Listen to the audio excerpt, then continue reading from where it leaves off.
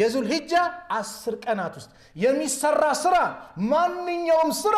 አላህ ዘንድ እጅግ ተወዳጅ በላጭ ናቸው ሲሉ ሰሃቦቹ ቃሉ ያ ረሱላላህ ወለል ጂሃዱ ፊ ሰቢልላህ ጂሃድ ፊ ሰቢልላህ አንድ ሰው በአላህ መንገድ ህይወቱን አጥቶ ነፍሱን አጥቶ የሚጋደልበት በአላህ መንገድ የሚፋለምበትም ቢሆን በእነዚህ 10 ቀናት የሚሰራ ከጂሃድ ጭምር ይበልጣል እንዲያሉ ጂሃድ ማለት በሌላ ጊዜ በሚሰራው ለምንድነው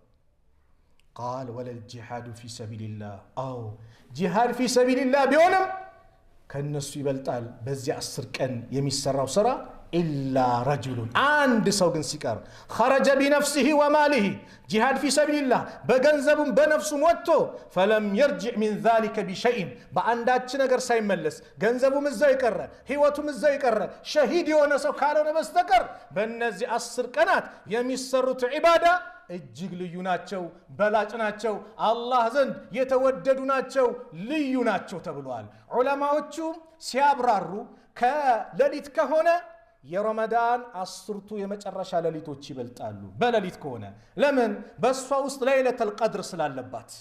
ትልቅ ደረጃ ስላለባት በቀን ከሆነ ግን የዙል ሂጃን 10 የሚበልጥ የለም በሷ ውስጥ የውሙ አረፋ አለ